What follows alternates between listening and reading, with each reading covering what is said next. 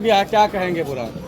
नहीं, अच्छी बात है। मुख्य कार्यालय का उद्घाटन हो चुका है और आज से चुनाव का बिल्कुल बच चुका है। चुनाव की तैयारी चालू है। आपके घर के बगल में कार्यालय, बड़ा दमदारी से चुनाव लड़वा रहे हैं। ये अच्छा है ना, थोड़ा आने जाने में आसानी रहेगी दोनों जगह। करीब है तो क्या कहेंगे, बसपा जिस तरीके से अपने प्रत्याशियों को बदल रही है, कोई लोग कह रहे हैं कि पूरा भाजपा की बी टीम बनती जा रही है, क्या कहेंगे?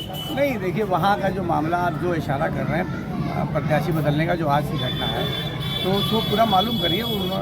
हमारी पार्टी ने प्रत्याशी नहीं बदला है, बल्कि प्रत्याशी खुद लड़ना नहीं चाहे हैं, इसलिए वो बदला गया है। आकाश आनंद जिस तरीके से आक्रामक हुए थे और अब चुनाव के मध्य में उनकी सारी रैलियां रद्द कर दी गई, क्या संकेत दे रही है बसपा? अब देखिए, रैलियां रद्द करने के पीछे क्या रणनीति मानी बहन जी की, ये मैं तो नहीं जानता, क्योंकि हम लोग तो छोटे कार्यकर्ता हैं। लेकिन ये बात सही है कि माननीय आकाश आनंद जी, मैं अपनी तरफ से मेरी जो समझदारी वो बता रहा हूँ कि वो बहुत आक्रामक थे और उनकी वजह से, उनके भाषणों से काफ़ी बीजेपी को नुकसान पहुंच रहा था, इसलिए बीजेपी ने उनको मुकदमा कर दिया और टारगेट यही था कि उन पर इतना मुकदमा कर दो कि आगे वो राजनीति न कर पाए। तो ये एक दूरदर्शी कदम है कि उनको रोका गया। क्या एक नाम जो अरशद जमाल है, अभी भी वो हर कोई भी चुनाव आए ना तो उसमें आपका नाम एकदम है कि वो दौड़ता रहता है।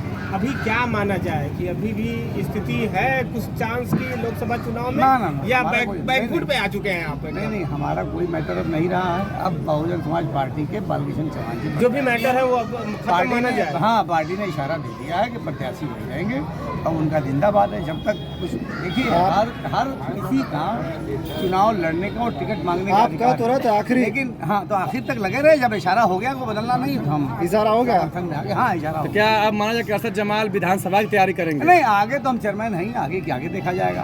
वैसे मेरा विधानसभा कभी टारगेट नहीं रहा है। मेरा टारगेट हमेशा चेयरमैन रहा है या लोकसभा रहा है, कभी मेरा विधानसभा टारगेट नहीं रहा है। लेकिन समय के साथ परिस्थितियां बदलती हैं, आने वाला वक्त आएगा, जैसी ज़रूरत हो उस हिसाब से कदम उठाया जाएगा। अभी तो ये है कि जो हमारे पार्टी के प्रत्याशी हैं माननीय बालकृष्ण चौहान जी, इनको जिताना है और मुझे ये जीतेंगे भी। कारण ये है कि पिछले 25 सालों का इतिहास आप देख लेंगे तो 3 मरतबा बसपा जीती है और 2 मरतबा सेकंड पे रही है। तो बहुजन समाज पार्टी घोसी लोकसभा में बहुत सुटेबल सीट है ये, यहाँ से इनका जीतने का ही इतिहास है। हमारे पास बेस वोट जो है उतना अधिक बेस वोट और किसी दूसरे दल के पास नहीं जो बेस वोट हमारे पास है। समाजवादी पार्टी के नेता और भाजपा के नेता कह रहे हैं कि उनको रिटायर हो चुके हैं, काहे लिए लड़ रहे हैं चुनाव, पता नहीं है। देखिए, रिटायरमेंट की कोई राजनीति में उम्र नहीं होती। जब तक आप चल सकते हैं, फिर सकते हैं, दौड़ भाग कर सकते हैं, तब तक आप चुनाव लड़िए। आप देखिए, विधायक हैं आपके आजमगढ़ से आलम बदी साहब, 90 साल उम्र है। अभी बर्क साहब का इंतकाल हो गया, 92 साल की उम्र में उनका इंतकाल हुआ, उनको टिकट मिला था मगर इंतकाल हो गया। तो राजनीति में आप जब तक करने की सलाहियत रखते हैं तब तक उम्र की कोई बात नहीं होती है। सेहतमंद आप हैं, आप काम करिए। कोई आप लोगों सामने ओम प्रकाश राजभर पूरा दहाड़ कर रहे हैं कि मंत्रिमंडल का पावर है, योगी मोदी ने भेजा है, एकदम कब्जा कर लेना है चुनाव में। ओम प्रकाश माननीय मंत्री जी दहाड़ना बंद करें और अपना काम गिनवाएं। 7 साल से वो विधायक हैं, 2 बार मंत्री रह चुके हैं कैबिनेट के, और एक काम बता दें पूरे इधर घोसी लोकसभा में या मऊ विधानसभा में। काम गिनवाएं ना, दहाड़ने से क्या होगा भाई? आप जनप्रतिनिधि हैं तो अपना काम गिनाइए ना। आप किसी भी राजभर बस्ती में चले जाइए, एक ईंटा कहीं रखा हो तो आप दिखा दीजिए, और किसी भी राजभर बस्ती में नगर पालिका क्षेत्र में चले जाइए, अरशद जमाल का काम वहाँ दिखाई दे जाएगा।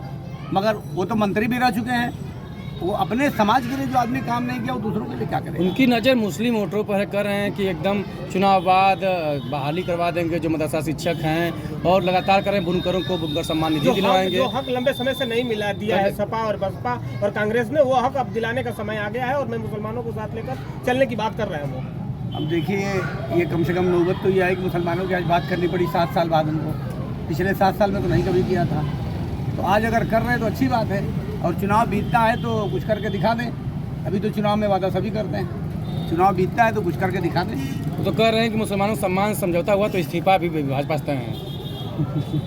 वो इस्तीफा देने में, भागने में, बदलने में, दल बदलने में, इस सब में तो माहिर है, तो सब कर सकते हैं, वो कोई खास बात नहीं है। हाँ, क्या लगता है कि मुस्लिम वोट प्रभावित कर पा रहे हैं ओम प्रकाश?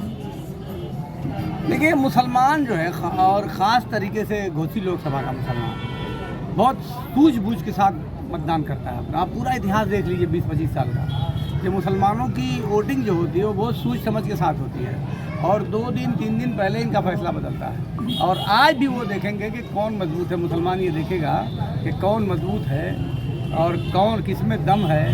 वो इतिहास का जायज़ा लेगा कि हम किसके साथ जाए तो हमारा काम बनेगा। मुसलमान अपना काम बनाएगा, और जो मजबूत होगा उसको जिताएंगे। आपका एक पुराना वीडियो मन से वायरल कर रहे हैं सपा के लोग, उसमें आप बोल रहे हैं कि जो बसपा है भाजपा की बी टीम है, क्या कहेंगे? नहीं, ऐसा कुछ नहीं है। मैंने अभी इसका जवाब दिया, एक बार तो फिर जवाब दे देता हूँ कि जो लोग ये कहते हैं कि भाजपा की बी टीम है वो गलत कहते हैं। आप मुझको बता दीजिए कि 1993 में पहली मरतबा माननीय बहन जी मुख्यमंत्री बनी थी और तब से लगातार 4 मरतबा मुख्यमंत्री बनी, सत्ता में बनी नहीं। लेकिन एक मरतबा भी अगर उन्होंने भाजपा को समर्थन किया हो तो कोई बता दे। वाजपेयी की सरकार थी, 1 वोट से गिरी थी और हमारे पास बहन जी के पास 3 सांसद थे। वो चाहती तो सरकार बचा सकती थी, मगर उन्होंने बीजेपी के विरोध में वोटिंग किया और कांग्रेस को वोट करके बीजेपी की सरकार यानी वाजपेयी जी की सरकार ख़त्म कराई। उन्हीं के वोट से ख़त्म हुई थी। उसके बाद 2 मरतबा सरकार यूपीए की बनी है और दोनों मरतबा हमारी बहन जी के समर्थन से दोनों मरतबा सरकार चली है 10 साल तक। तो कांग्रेस को बार बार समर्थन देने का इतिहास है, सेकुलर पार्टियों को समर्थन देने का इतिहास है, मगर भारतीय जनता पार्टी को आज तक कभी भी किसी भी समय हमारी बहन जी ने समर्थन नहीं दिया। कभी दिया होता आप बता दीजिए। समर्थन लेके सरकार बना लिया था।